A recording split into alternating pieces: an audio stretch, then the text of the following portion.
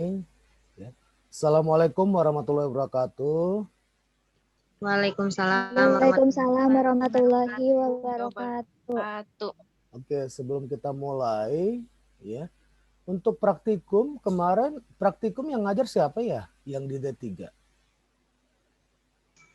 Farmakologi belum Belum ya? belajar, Pak? Saya ya praktikum ya. Iya, Pak. Oh, oke, berarti nanti responsi ya. Kemarin lupa ya, nggak responsi ya kita ya. Oke, ya. Nanti sekitar 9.50 selesai. Ini jam berapa ada perkuliahan lagi?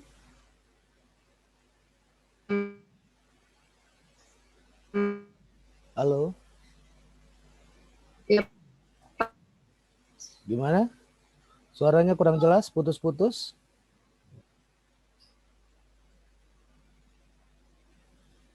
jam 10:30, Pak, ada perkuliahan lagi. Jam 10:30 ya. Oke, berarti bisa ya. Mungkin nanti kita ini. Oke, baik. Jadi untuk sebentar saya ini kok ini ya. Jaringannya kurang bagus. Oke, baik. Kemarin kita sudah membahas mengenai sejarah dan ruang lingkup farmakognosi, ya.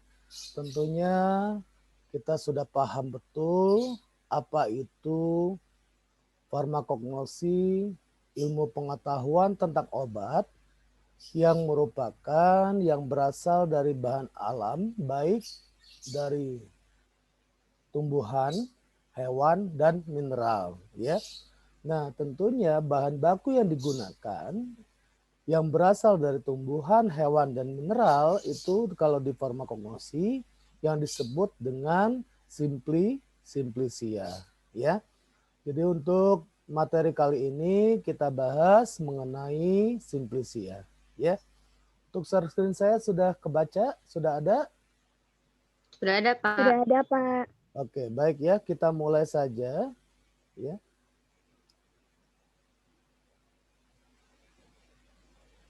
Nah, untuk simplicia, ya kemarin juga kita sudah membahas ada simplicia nabati yang berasal dari tumbuhan, simplicia hewani yang berasal dari hewan, dan simplicia pelikan yang berasal dari mineral, ya. Nah, simplicia sendiri adalah bahan alamiah yang digunakan sebagai obat yang belum mengalami pengolahan apapun juga. Jadi, simplicia tersebut berarti dia belum mengalami pengolahan, otomatis simplicia tersebut masih dalam bentuk simplicia segar, ya. Jadi bisa saja ya seperti kayak kamu mengambil sirih.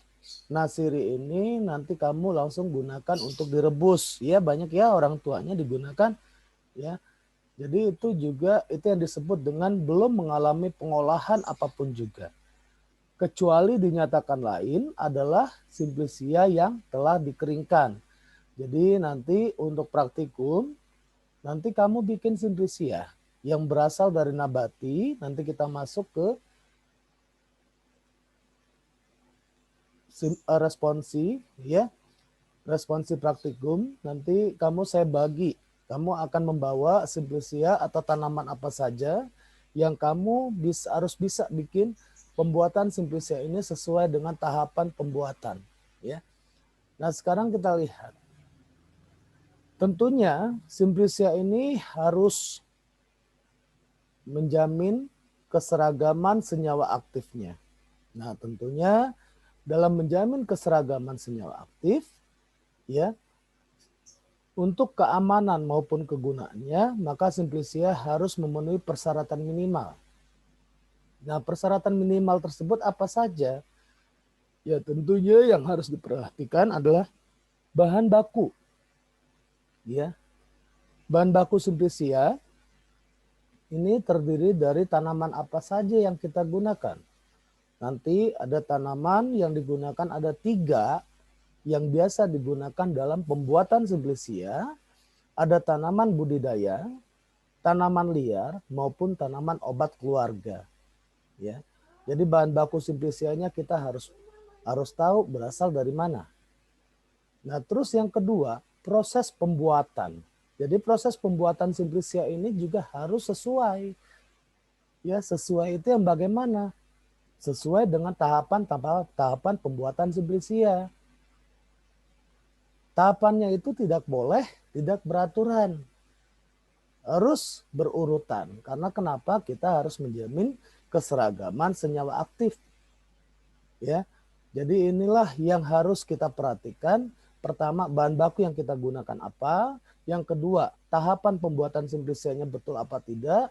Terus yang ketiga, penyimpanan bahan baku simplisia.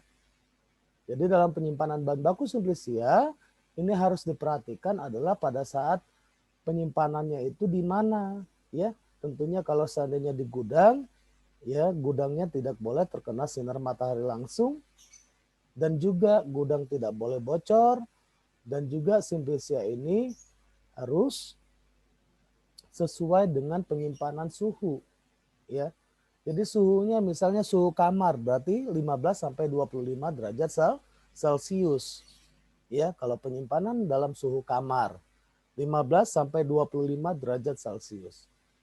Nah, tentunya juga kalau dalam menggunakan wadah juga harus kita perhatikan, ya, yang itu disebut dengan cara pengepakan. Ya, cara pengepakan itu yang bagaimana? Nah, tentunya cara pengepakan harus yang kita gunakan wadahnya. Kemarin kita sudah membahas ada 2 wadah yang digunakan dalam pembuatan simplisia, wadah yang tertutup baik maupun wadah yang tertutup rapat. Wadah yang tertutup baik biasanya digunakan adalah untuk menghindari dari oksigen atau udara. Jadi yang terhindar dari oksigen itu apa? Biasanya minyak atsiri. Ya. Wadah yang tertutup rapat adalah wadah yang digunakan untuk menghindari dari hewan pengerat atau lengas. Ya. Jadi cara pengepakan itu adalah cara memasukkan simplisia ke dalam suatu wadah. Ya. Nah, sekarang kita lihat di sini. Agar simplisia memenuhi persyaratan minimal itu, maka ditetapkanlah 3 faktor yang harus memenuhi persyaratan minimal yang telah ditetapkan. Ya. Jadi itu persyaratan minimalnya. Ya. Jadi harus tahu bahan bakunya, proses pembuatan, dan cara pengepakan atau cara menggunakan wadah. Jadi wadahnya juga harus diperhatikan. Boleh nggak Pak menggunakan wadah plastik? Boleh. Tapi harus ditambahkan dengan silika gel sebagai penyerap oksigen. Kenapa? Wadah plastik itu bisa menghantarkan panas. Kalau seandainya ada panas, berarti adanya air. Ya, bisa menyebabkan air. Otomatis bisa rusak simplisia tersebut. Nah, makanya wadah juga harus diperhatikan, ya. Nah, sekarang kita lihat apa saja standarisasi simplisia. Ya, yang pertama dilihat di sini adalah simplisia sebagai bahan baku. Ada parameter non-spesifik, ada parameter yang secara spesifik. Yang non-spesifik itu yang bagaimana? Jadi standarisasinya yang parameter non-spesifik itu dilihat dari kebenaran jenis atau identifikasi. Nah, kebenaran jenis berarti ini adalah kebenaran dari spesies. Masih ingat nggak kemarin? Kita sudah tahu kan ketentuan tata nama? Ada nama genus, nama spesies. Ya. Jadi makanya ini identifikasi ini sangat penting. Nanti kita praktikum di pemeriksaan Haksel. Ya. Ada genus, ada spesies. Jadi spesies itu adalah nama jenisnya. Ya. Kalau genus itu apa? Nama keturunannya. Ya. Keturunan apa? Ya. Nah, selain parameter non spesifik itu dilihat dari jenis dan juga dilihat secara kemurnian. Kemarin juga kita sudah bahas kemurnian. Simplisia itu tidak boleh adanya penambahan bahan kimia obat atau bahan lainnya betul-betul murni. Yang ketiga adalah penstabilan. Nah, penstabilan ini berdasarkan wadah, penyimpanan maupun distribusi. Tadi juga udah saya bahas ya, wadah yang kita gunakan, penyimpanan harus berdasarkan suhu, tidak boleh terpapar sinar matahari langsung. Terus distribusinya juga harus sesuai. Distribusi ini misalnya mengirimkan Simplisia menggunakan truk atau menggunakan angkutan. Otomatis ini harus kita perhatikan suhunya. Ya. Jangan diikat di dalam plastik. Otomatis nanti terjadinya perubahan warna. Jadi Simplisia itu akan rusak. Nah, dalam distribusinya juga ini harus kita pahami. Terus selanjutnya standarisasi itu harus mengacu kepada kualitas, ya, keamanan, safety, dan efikasi. Ya. Yang ketiga, Simplisia itu harus memiliki kandungan kimia yang bisa memiliki efek terhadap respon biologis. Ya. Jadi komposisinya kita harus lihat di sini, jenis dan kadar kandungan dari senyawa kimianya. Jadi nanti kamu ya harus bisa membuat Simplisia, kandungan kadar atau senyawa kimianya harus masih ada di dalam Simplisia tersebut. Ya. Sekarang kita lihat standarisasi yang non-spesifik dan spesifik tersebut terkait oleh faktor lingkungan. Ya. Jadi tentunya yang harus kita perhatikan di dalam parameter spesifik yang pertama adalah kebenaran Simplisia. Kebenaran Simplisia itu selain dilihat dari jenis, juga dilihat dari mutunya. Ya. Mutunya dilihat secara organoleptik. Organoleptik itu atau makroskopis biasanya dilakukan dengan bentuk, warna, rasa, dan bau. Kalau mikroskopis berarti kita harus menggunakan di sini apa? Menggunakan alat mikroskop untuk melihat sel-sel atau jaringan-jaringan yang ada di dalam Simplisia tersebut. Jadi kebenaran Simplisia selain diketahui jenisnya juga diketahui dengan uji organoleptis dan mikroskopis. Oke, sekarang kita lanjut. Yang lebih spesifik lagi yang disebut dengan parameter non-spesifik itu apa saja? Uji yang terkait yaitu pertama adanya pencemaran. Nah, tentunya pencemaran itu bisa terjadi disebabkan oleh pestisida, jamur, aflatoksin, logam-logam berat, kadar abu, kadar air, kadar minyak atsiri, dan penetapan susut pengeringan. Nah, jadi inilah ya. Nanti kita, ini adalah parameter non-spesifik. Jadi nanti kita praktikum penetapan kadar air. Ya. Parameter yang spesifik biasanya dilihat dari kandungan kimianya. Ya. Jadi kandungan kimianya itu dan juga bisa dideteksi dengan menggunakan kromatografi lapis tipis. Ya, atau KLP. Sekarang kita lanjutkan. Tadi 3 persyaratan apa saja. Kita lihat yang bahan baku yang biasa digunakan di dalam Simplisia. Yang pertama di sini adalah tanaman liar. Ya. Tanaman liar kita banyak ketahui bahwa banyak tumbuh dengan sendirinya di hutan atau di tempat lain atau tanaman yang sengaja ditanam dengan tujuan lain. Misalnya di sini sebagai tanaman hias, tanaman pagar, dan juga tujuannya bukan tujuan untuk memproduksi Simplisia. Apa contohnya tanaman liar yang kamu ketahui yang digunakan untuk obat tradisional? Kamu tahu apa saja tanaman liar? Jadi tanaman itu tumbuh dengan sendirinya, baik di hutan ataupun di pekarangan. Apa contohnya? Ada yang tahu? Yang biasa digunakan untuk tanaman pagar, banyak. Ada yang tahu, Dea? Alang-alang. Kalau di Hah? sini babadotan. Babadotan, Iya, betul, betul Pak, tanaman liar. babadotan. Babadotan. Selain itu apa lagi tanaman liar yang kamu ketahui? Alang-alang, Pak. Alang-alang, betul. Ya, alang-alang digunakan untuk apa biasanya alang-alang? Panas dalam. Panas dalam. Kalau babadotan? Buat luka. Pak. Obat luka bakar ya biasanya digunakan ya. Obat luka bakar dibikin dalam bentuk salep ya. Oke, nah itu tanaman liar ya. Nah sekarang kita masuk ke tanaman budidaya. Tanaman budidaya itu apa? Tanaman yang sengaja ditanam untuk tujuan produksi simplisia. Jadi apa tanaman budidaya?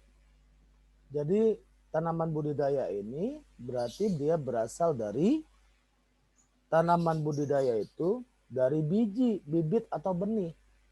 Jadi yang diambil adalah bibit unggulnya, ya, dan diketahui juga umurnya, ya, diketahui juga jenisnya atau spesiesnya untuk tanaman budidaya, dan juga dia dibudidayakan di perkebunan.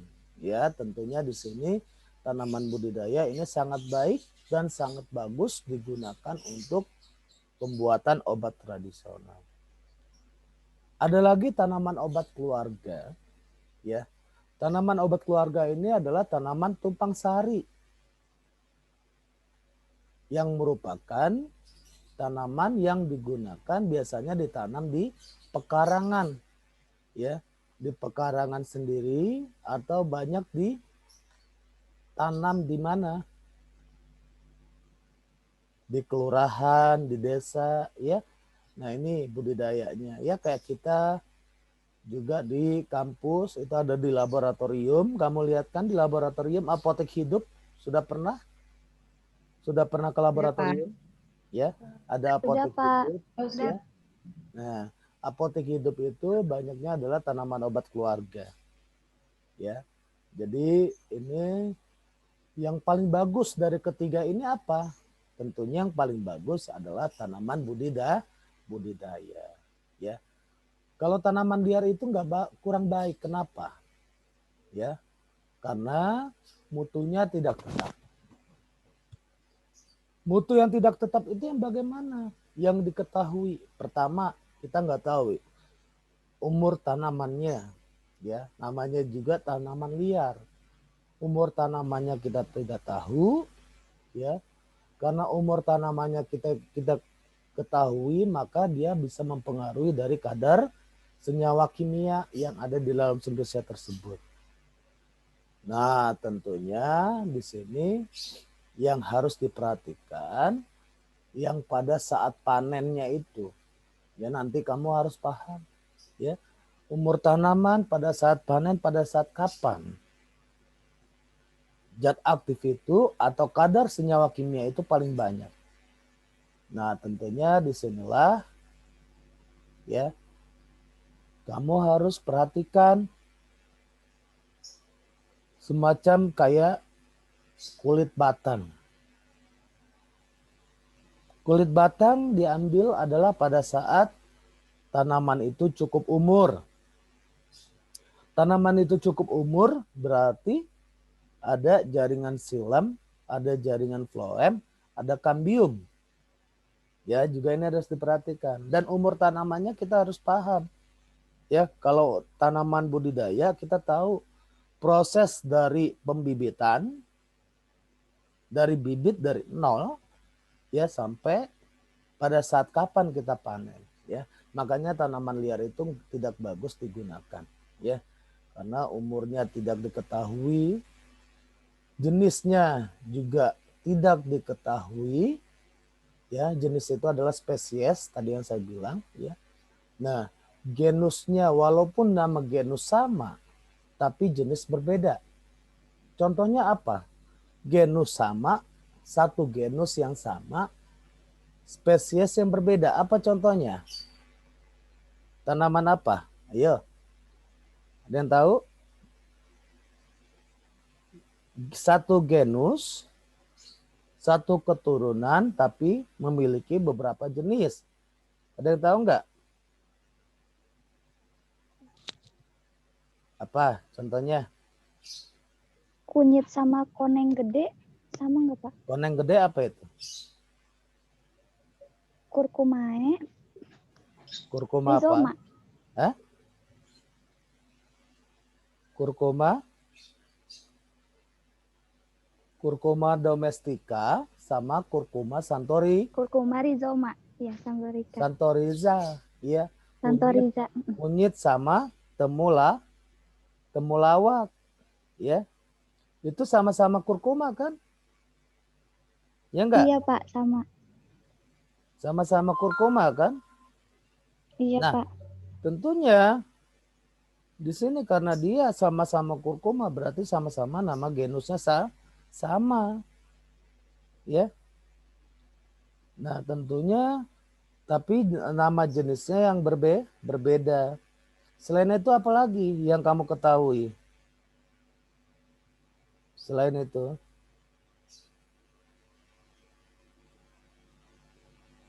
kayu manis apa? Kayu manis.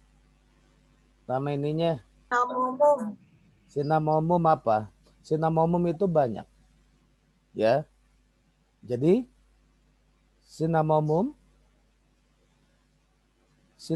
itu adalah nama genus. Spesiesnya apa?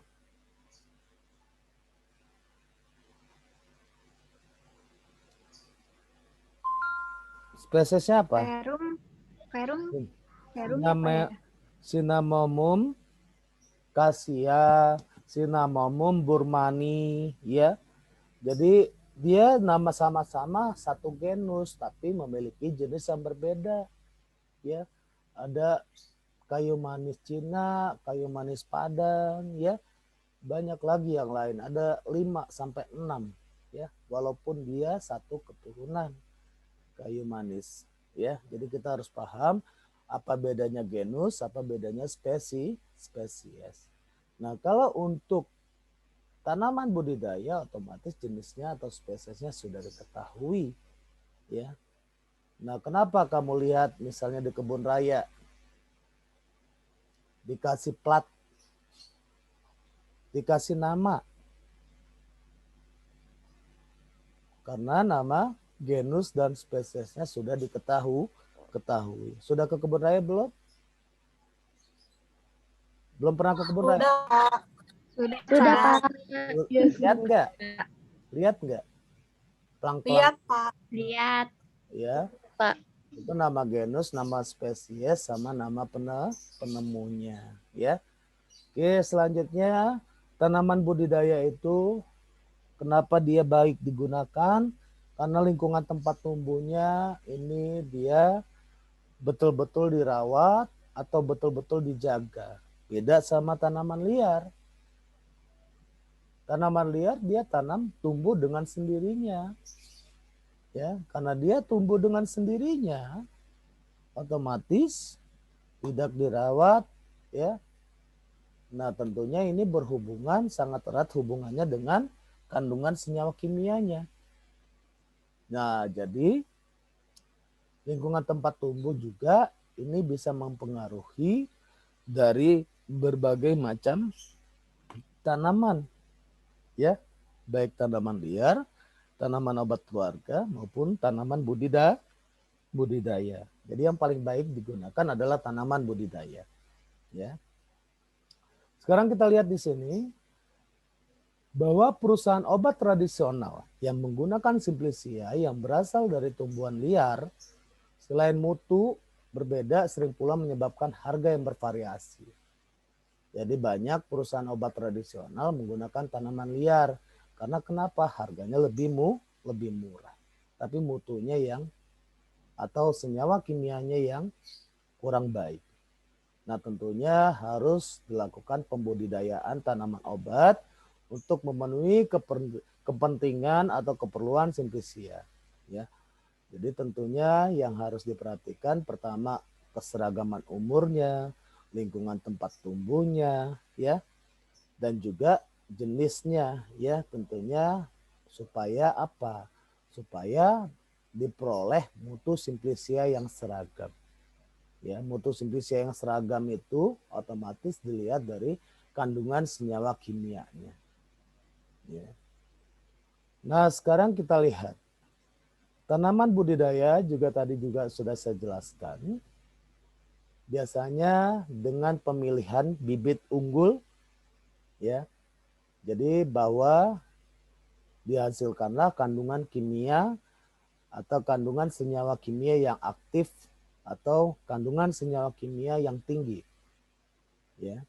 Nah, pengolahan tanah, pemeliharaan, pemupukan, perlindungan semuanya ini dilakukan dengan teknologi. Ya. Jadi teknologi yang digunakan adalah teknologi tepat guna.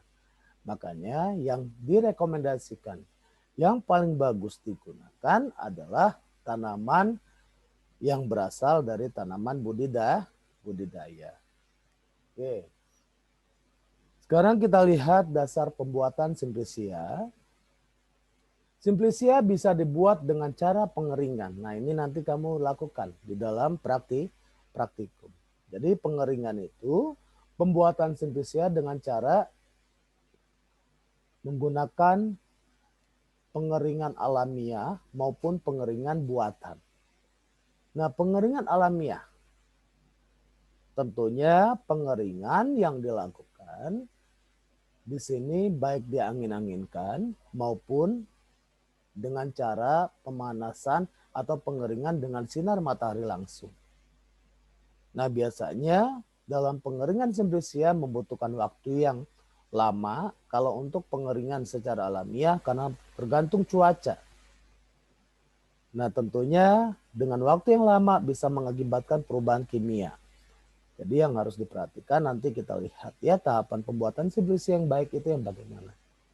Nah, tentunya dalam pengeringan simplisia ini harus memerlukan perajangan ya. Jadi diperoleh tebal irisan yang pada pengeringan tidak mengalami kerusakan. Ya, jadi untuk mencegah bahan yang memerlukan perajangan perlu diatur perajangannya. Jadi harus dirajang ya supaya simplisia itu keringnya sempurna. Jadi pengeringan ya bisa menggunakan alamiah maupun buatan. Jadi nanti kamu secara alamiah ya.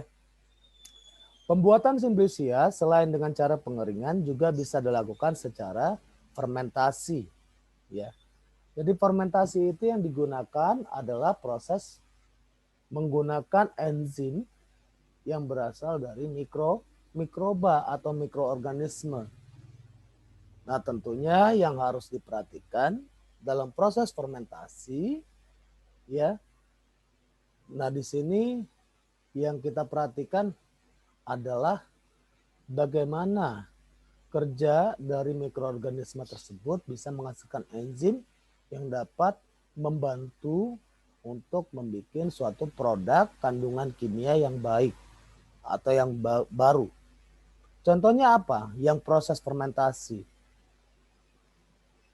Biasanya teh yang digunakan untuk obat teh apa? Saya tanya. Teh yang digunakan untuk obat teh apa? Ada yang tahu?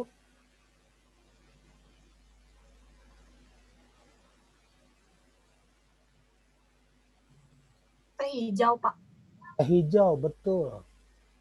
Ya, teh hijau itu adalah teh yang murni yang digunakan untuk obat. Ya. Kalau yang sudah mengalami fermentasi itu teh hitam, teh tubruk itu sudah mengalami proses fermentasi. Jadi dia sudah dengan menambahkan peragian ya sehingga berubah warna.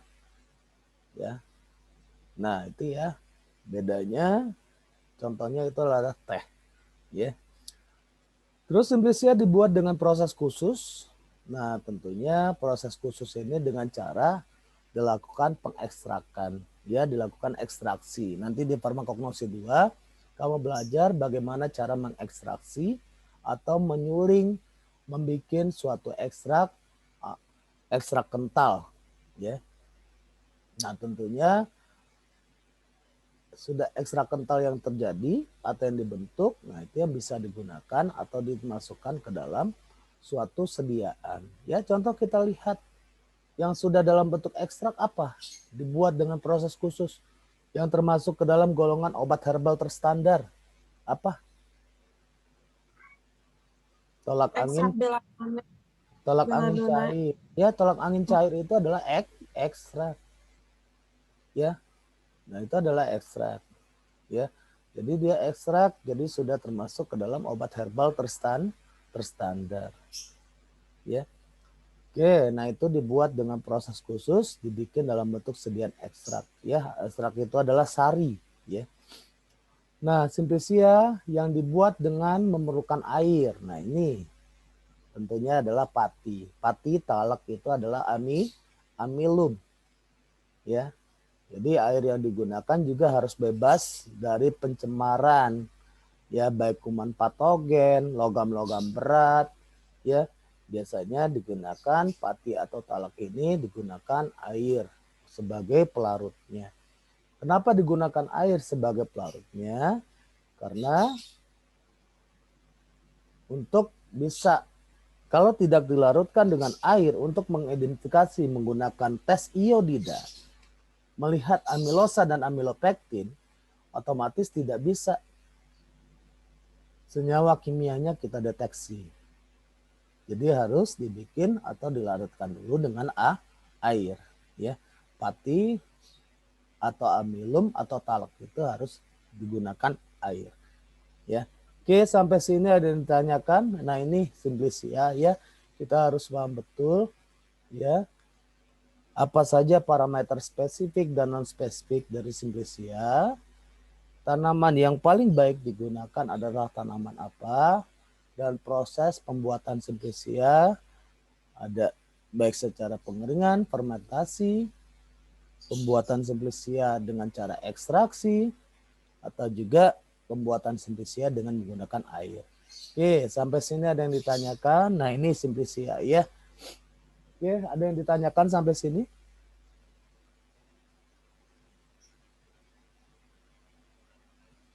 Untuk simplicia, paham? Halo?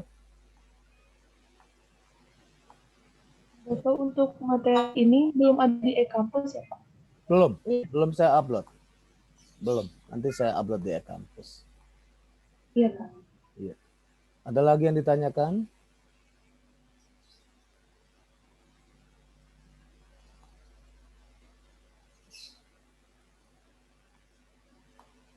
Cukup? Oke, kalau cukup kita masuk ke praktikum responsi praktikum farmakognosi. Ya. Responsi praktikum farmakognosi. Modulnya kamu sudah ambil belum di lab? Belum Pak. Belum. Iya. Oke.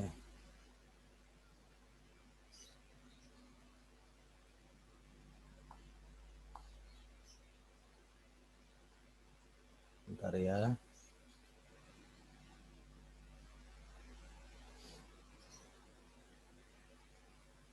Ya, oke, kita langsung saja. Saya share screen, ya. Sudah ada belum? Sudah, Sudah ada, Pak. Sudah ya. Oke. Baik, jadi untuk praktikum farmakognosis 1 nanti hari praktikumnya hari apa kamu? Hari Rabu. Hari Rabu. Rabu. Oke. Berarti Rabu depan kita di laboratorium ya. Dan kamu harus membawa simplicia, nanti saya bagikan ya. Jadi untuk praktikum sebentar ya. Responsinya mana ya?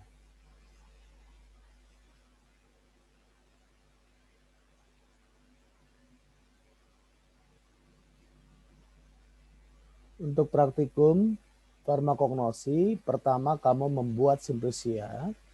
nanti saya bagikan ya. Sebelum dibuat kita lakukan dulu pemeriksaan Haxel ya.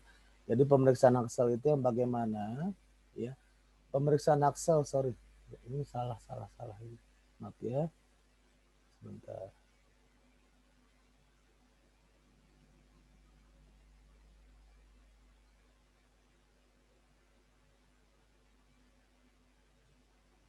Nah,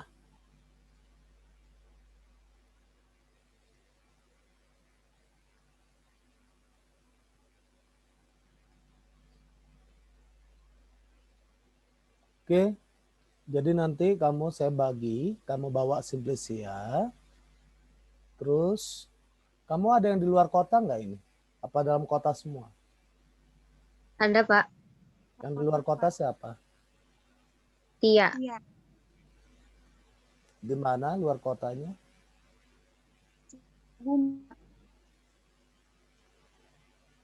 Tia di mana Tia? Sukabumi, Pak. Oh, Sukabumi. Ya. Oke, sekarang kita lihat ya, nanti kita bicarakan ya. Jadi kamu besok bawa Simplicia atau bawa tanaman dulu. Nanti saya bagi. Bapak mohon maaf, besok atau minggu depan? Iya, maksudnya minggu depan lah ya, minggu depan. Ya. Oke, jadi kalau seandainya besok bisa. Besok bisa nggak? Sistem praktikumnya gimana, Pak? Ada perwakilan atau semua? Perwakilan. Perwakilan. Ya, tapi semuanya harus bikin. Iya. Tapi semuanya harus bikin. Ya. Jadi yang untuk Iya, Pak. ininya hanya siapa?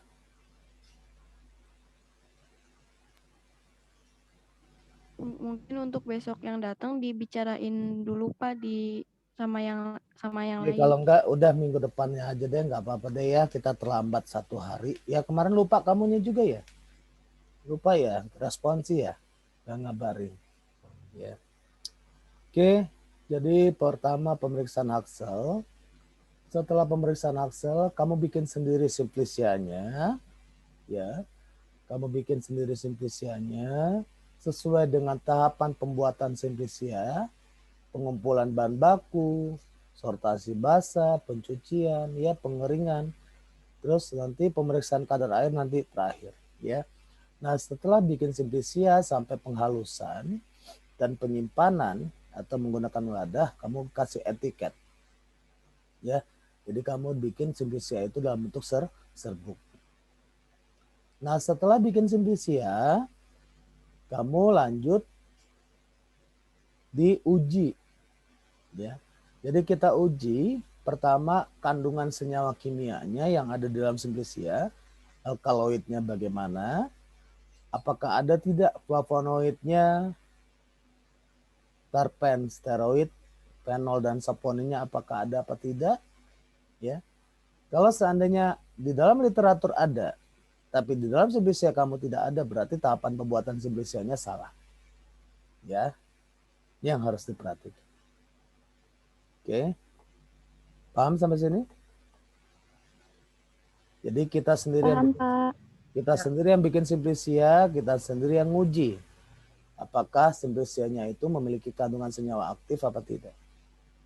Ya. Terus selanjutnya nanti kita praktikum identifikasi amilum atau pati. Ya. Jadi yang kita uji menggunakan reaksi iodida di sini untuk melihat kandungan amilosa dan amilopektin. Dan juga kita melihat secara mikroskopis dari pati, ada pati beras ini berbeda dengan pati jagung. Ya, nanti kita lihat bentuk gambar secara mikroskopis dari pati atau amilum, ya kayak yang tadi ya. Nah, setelah itu terakhir kita uji organoleptis Simplicia dan uji mikroskopis dari Simplicia. Jadi kita menggunakan mikroskop, ya. Jadi kita melihat menggunakan mikroskop baik itu Simplicia tunggal maupun Simplicia campuran. Jadi ini ya untuk praktikum farmakognosis 1, kita yang bikin simplisia, kita sendiri yang nguji. Nah, pengujiannya sesuai dengan persyaratan mutu. Ada uji baik secara fisika, nanti ada pemeriksaan kadar air, terus selanjutnya pengujian secara kimia, pengujian secara organoleptik, dan pengujian secara mikroskopis. Itu persyaratan mutu di dalam simplisia. Ya.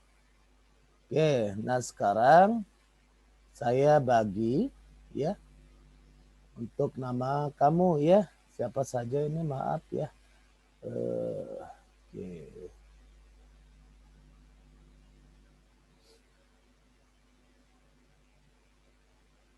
Oke, sekarang Siti Maimunah ya. Siti Maimunah ya. Bawa daun sirih ya. Daun sirih. Ya, daun Ya, baik, sirih. Pak. Daun sirih bukan daun sereh ya, daun sirih. Ya. Oke. Yang rumahnya ada rumahnya di puncak? Enggak ada? Tidak ada, Pak. Ada, Oke. Pak. Lanjut. Siti Nurbaiti ya, Ya, Pak. bawa rimpang bangle. Bangle tahu? Ya. Iya, Pak. Rimpang bangle. Siti Absyah.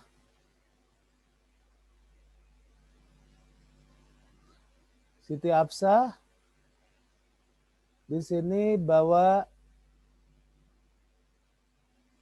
sambiloto. Ya, Iya, Pak. herba sambiloto. Ambil punya. Ya. Ismi Iya, Pak. bawa bunga apa yang ada? Kamu ada bunga nggak di rumah? Ada, Pak. Bunga apa yang banyak? Melati ada nggak? Ada, mawar, Yang lagi Anggrek. berbunga apa? yang lagi berbunga melati. Melati. Ya udah, kamu bunga melati ya. Oke. Pak, daun teh juga bisa saya ambilin, Pak. Kenapa? Daun teh juga bisa saya ambilin. Daun teh. Daun, iya. Yang Berapa? segar kan yang mana hijau, bukan yang kering. Daun tua kalau bisa diambilnya. Yang tuanya. Iya, Jadi bukan putihnya. bukan. Ya. Daun yang tua yang diambil. Ya. Daun tua itu adalah 5 dari pucuk daun. Tahu nggak 5 pucuk daun? Berarti dari pucuk. 5 dari pucuk. Nih, ya. Ini kan pucuk daun.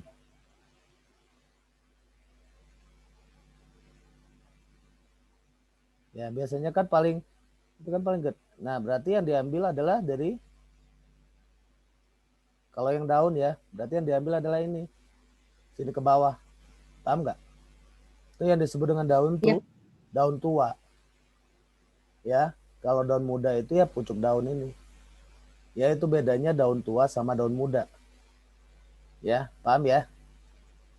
Oke. Iya, Pak. Oke. Kamu mau apa, Nurbaiti? Mau daun teh apa Udah daun? Pak tadi Enggak. bawa rimpang bangle kan ya? Ya. Bukan, Nurbaiti dulu. Tadi siapa? Yang daun teh? Ismi, Pak. Ismi, Pak. Oh, Ismi. Oke, Ismi. Kamu yang mau yang mana nih, Ismi? Boleh, Pak. Dua-duanya juga nggak apa-apa. Jangan, kamunya salah satu aja pilih. Daun teh aja, Pak. Boleh daun teh. Ya udah, ya. Oke. Pak. Lanjut, ya. Umul Ajijah. Ya. Ya, Pak. Umul Ajijah bawa rimpang lengkuas. Ya.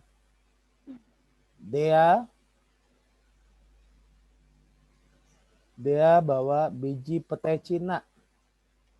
Biji petai Cina. Oh iya Pak. Biji petai Cina bukan yang muda ya. Biji petai Cina yang warna hitam, yang sudah gosong, yang sudah matang. Itu Dea ya.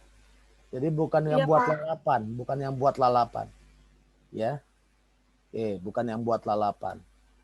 Oke. Tia Marliana. Pak. Tia Marliana ini adalah manggis lagi musim nggak? Nggak tahu, Pak. Hah? Enggak ya, lagi Jadi nggak di sini musim nggak ya? Hah? ya pas lagi nggak berbuah di sini. Iya, lagi nggak berbuah ya, manggis lagi belum musimnya. Oke.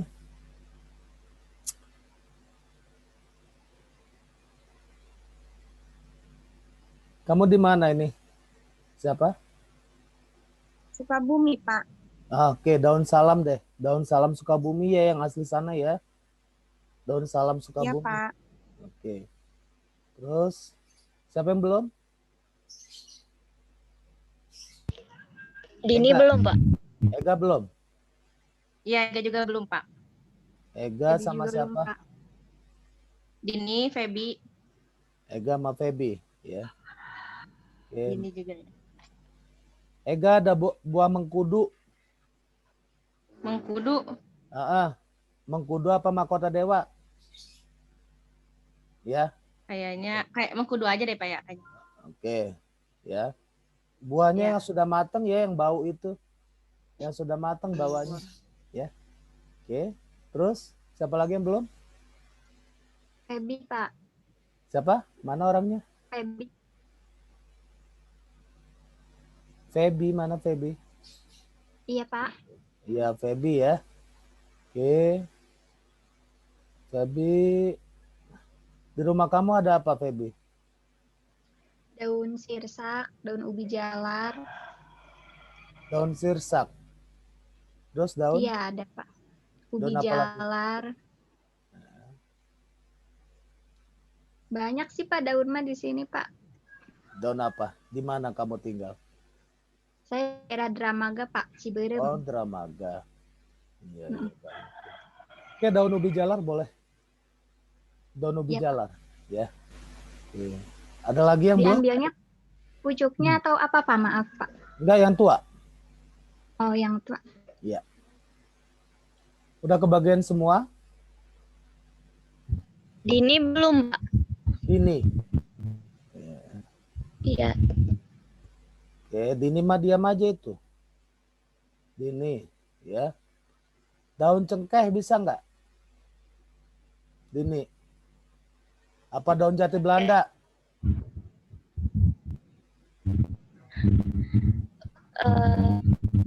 Kalau daun-daunan susah, Pak. Kamu di mana tinggal? Di perbatasan Depok Bogor. Adanya apa di sana? Paling jahe, kunyit,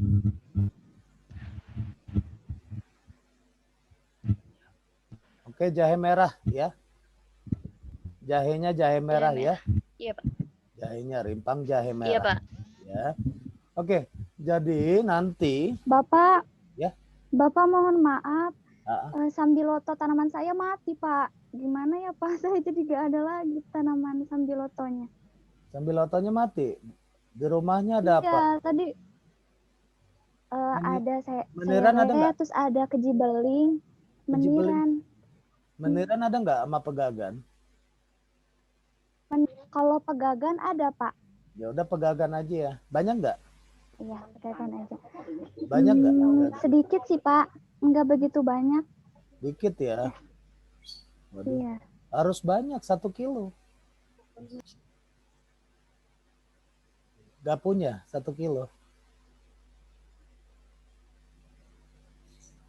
Enggak ada, Pak. Mati. Yang lotot, yang pegagan cuma sedikit. Ya udah mau bawa apa? Kejibeling. Keji aja, Pak. Ya udah bawa daun kejibeling ya. Iya, Pak. Oke.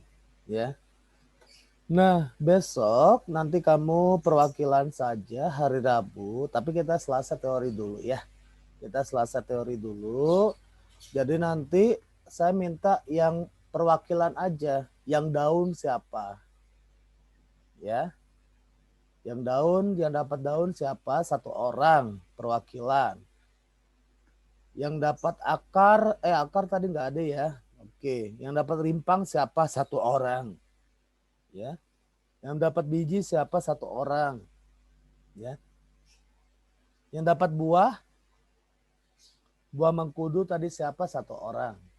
Ya. 3. Ya. Nah, itu aja perwakilan, ya. Jadi untuk Rabu depan nggak usah bawa semuanya, hanya sedikit saja. Maksudnya nanti saya demo, yang lainnya melihat di video, ya, atau melihat di Google Meet, ya. Jadi untuk praktikum awalnya kita praktikum pertamanya begitu, ya. Jadi saya demo dulu biar kamu nggak salah dalam pembuatan simplisianya, ya. Kenapa? Kalau salah otomatis kandungan zat kimianya nanti tidak ada, ya. Makanya harus sesuai dengan tahapan pembuatan simplisia. Ya, nanti kita bahas di praktikum begitu kamu bawa. Oke, sampai sini ada yang ditanyakan? Bawanya jangan banyak-banyak, ya. Bawa daun 3 lembar aja, ya, yang nanti perwakilan. Bawa rimpangnya jangan banyak-banyak, jangan 1 kilo. Ya. Jadi sedikit aja, satu ruas jari, ya, bawanya begitu, ya. Bawa buah 1 aja, buah mengkudu, ya, jangan banyak-banyak, ya. Oke. Ada yang ditanyakan untuk responsi praktikum? Mau nanya. Ya. Tapi nanti kita bikin di rumahnya itu sebanyak 1 kilo. Iya, betul. 1 kilo. 1 kilo nanti jadinya 200 gram. Atau 250 gram, sedikit jadinya kalau udah kering. Menyusut. Ya, jadinya cuma 200 gram, nggak banyak. Ya, gitu. Jadi semuanya 1 kilo nanti bikin di rumah. Dan bikin di rumahnya juga nanti divideokan. Jadi kamu bikin video sendiri itu tugas. Ya, tapi nantilah. Itu nanti kita bicarakan. Jadi kamu harus bisa bikin simplisia dalam bentuk serbuk. Kalau simplisia sudah dalam bentuk serbuk, nanti baru kita uji mutunya. Baik secara kimia, baik secara fisika, baik secara organoleptis maupun mikroskopis. Kalau sudah masuk ke dalam persyaratan mutu, otomatis bisa dimasukkan, tinggal ditambahkan di dalam kapsul. Ya, tinggal dimasukkan aja dalam kapsul. Udah jadi obat tradisional. Betul nggak? Ya, begitu juga bikin cacing, obat cacing. Begitu habis dikeringkan, kadar airnya sesuai, mutunya juga sesuai, dalam bentuk serbuk dimasukkan ke dalam kapsul, cangkang kapsul. Jadilah obat cacing. Ya. Jadi kamu harus bisa bikin simplisia dalam bentuk serbuk. Ya. Jadi nanti bisa digunakan juga untuk obat tradisional kalau persyaratan mutunya sudah baik. Oke. Ada lagi yang ditanyakan?